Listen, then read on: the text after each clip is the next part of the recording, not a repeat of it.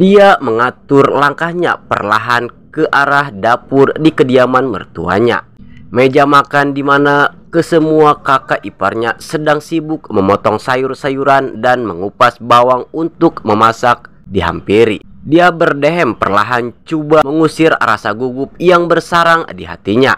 Walaupun kesemua ahli keluarga Haris menyambut baik dan menerima kedatangannya di kediaman tersebut dengan begitu mesra, dia masih tetap merasa segan untuk bergaul dengan ahli keluarga barunya itu. Humaira, kenapa tercegat J dekat situ? Jemputlah duduk, jangan segan-segan dengan kita orang nih, tegur Idayu, kakak sulung Haris. Ia tersenyum segaris kepada ketiga-tiga orang kakak iparnya sebelum dia menarik kerusi yang masih kosong di sebelah Imani untuk duduk. Korang nak masak apa nih? Dia tolong. Tadi ibu cakap nak masak sayur campur, daging masak hitam dengan kurma ayam. Lepas tu goreng ayam celup tepung untuk budak-budak. Kalau dia nak tolong, dia boleh tolong potongkan sayur brokoli, carot, jagung muda, cendawan dan kailan nih. Pisau tajam dicapai dan tangan dia cekap memotong sayur-sayuran untuk dijadikan sayur campur nanti. Sesekali bibirnya menguntumkan senyuman apabila mendengar celoteh kakak-kakak iparnya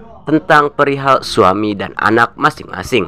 Setelah selesai, sayur-sayuran yang siap dipotong dibawa ke arah sinki untuk direndam di dalam air garam sebelum dibasuh bersih serta ditos. Ipah yang sedang mengacau kurma ayam di dalam periuk besar dihampiri. Dia tersenyum memandang wajah ibu mertuanya. Sedapnya bau masakan ibu. Ibu ada nak huda ida tolong apa-apa tak? Dia tak apa. Tak payah susah-susah. Dia rehat aja. Lagi pula dah ada Kak Long, Kak Ngah dan Kak Lang yang tolong ibu nih. Irfan mana? Irfan ada dekat ruang tamu tuh dengan Abang Ijat. Tak apa bu, tak ada susahnya pun. Dia rasa macam tak selesai dan serba tak kenal lelah. Pula kalau tak menolong apa-apa. Dah lah, dia baru je datang ke rumah abah dan ibu nih. Tapi jujur, dia tak adalah pandai sangat memasak macam arwah Kak Sophie. Setakan masakan yang simple tuh bolehlah. Dia hanya mengangguk, tanda paham sebelum mulai mencari bekas Tupperware berisi tepung bestari dan tepung jagung seperti yang dimaksudkan oleh ibu mertuanya. Sebiji besen besar turut dicapai di atas rak pinggan dan tangannya mulai lincah menggaul campuran tepung jagung dan tepung bestari sebagai bahan perapan untuk menggoreng ayam nanti. Betul cakap ibu tuh, dia kak enggak nih lagilah tak pandai masak. Sampai sekarang suami dan anak-anak asik cakap masakan Kak Ngah terlebih manis lah. Tapi itulah Kak Ngah tak pernah putus asa belajar lagi masak sampai pandai. Orang cakap kalau nak ikat suami,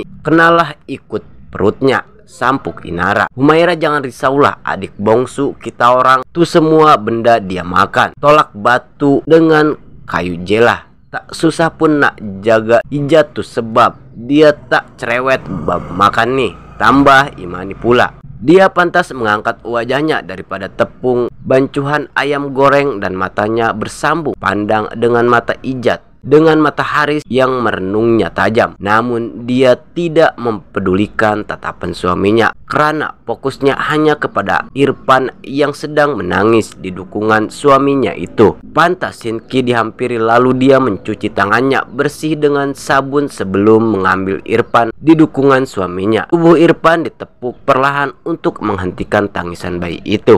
Ruang tamu kediaman Datu Idam kelihatan begitu riuh rendah dengan suara anak-anak dan menantunya yang rancak berbual usai makan malam. Masing-masing tidak mensia-siakan peluang untuk beramah mesra di antara satu sama lain. Sementelahan agak jarang mereka semua dapat berkumpul sebegini melainkan pada hari raya. Dia hanya tersenyum mendengar setiap butir bicara ipar dua dan birasnya. Sesekali dia akan bersuara apabila soalan diajukan kepadanya. Matanya tidak lepas memandang pada Irfan yang diletakkan di atas tilam bayi dan sedang dikerumuni oleh sepupu-sepupunya seramai 9 orang. Ada sahaja tangan-tangan yang mencuit geram pipi dan paha tembam Irfan dan mengajak bayi itu bermain. Dia yang hanya mendiamkan diri sejak tadi memandang wajah tegang suaminya. Sungguh dia kecut perut melihat riak tidak senang di wajah suaminya itu. Perlahan tangan ibu mertuanya yang berada di sebelahnya dicapai lalu diusap lembut. Dia menuangkan minyak urut bayi di atas telapak tangannya sebelum dia mula mengurut lembut tubuh Irfan. Pada saat itu bayi itu merenung wajah dia dan tertawa kecil tanda dirinya begitu selesai diurut. Setelah selesai mengurut tubuh Irfan, pakaian yang bersih disarungkan pada tubuhnya. Dia segera berbaring, mengiring di atas katil bersaiz queen milik Ijat. Tali baju tidur yang dipakainya dijatuhkan sedikit dan dia mula menyusukan. Saat itu bibirnya mengalunkan bacaan zikir dan salawat sambil tangannya menepuk perlahan tubuh Irfan bagi mendodoikan bayi itu tidur. Haris yang baru sahaja selesai berbual bersama abang-abang iparnya tadi menapak perlahan menaiki tangan ke tingkat atas. Jarum jam sudah menunjukkan ke angka 1 pagi dan dia sudah diserang rasa kantuk. Bilik tidurnya terus dituju dan perlahan dia menguak pintu bilik agar tidak mengejutkan penghuni di dalam. Berbekalkan cahaya lampu yang malap, dia dapat melihat susuk tubuh istri dan anaknya yang sedang asik dibuai lena di atas katil.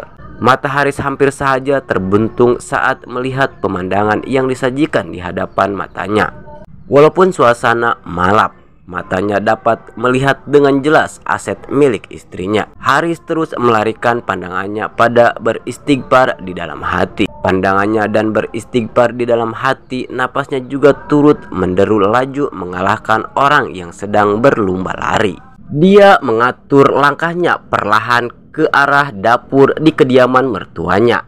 Meja makan di mana kesemua kakak iparnya sedang sibuk memotong sayur-sayuran dan mengupas bawang untuk memasak. Dia berdehem perlahan coba mengusir rasa gugup yang bersarang di hatinya. Walaupun kesemua ahli keluarga Haris menyambut baik dan menerima kedatangannya di kediaman tersebut dengan begitu mesra, dia masih tetap merasa segan untuk bergaul dengan ahli keluarga barunya itu. Dia tersenyum segaris kepada ketiga-tiga orang kakak iparnya sebelum dia menarik kerusi yang masih kosong di sebelah Imani untuk duduk. Sesekali bibirnya menguntumkan senyuman apabila mendengar celoteh kakak-kakak iparnya tentang perihal suami dan anak masing-masing. Setelah selesai, sayur-sayuran yang siap dipotong dibawa ke arah sinki untuk direndam di dalam air garam sebelum dibasuh bersih serta ditos. Ipah yang sedang mengacau kurma ayam di dalam periuk besar dihampiri. Dia tersenyum memandang wajah ibu mertuanya.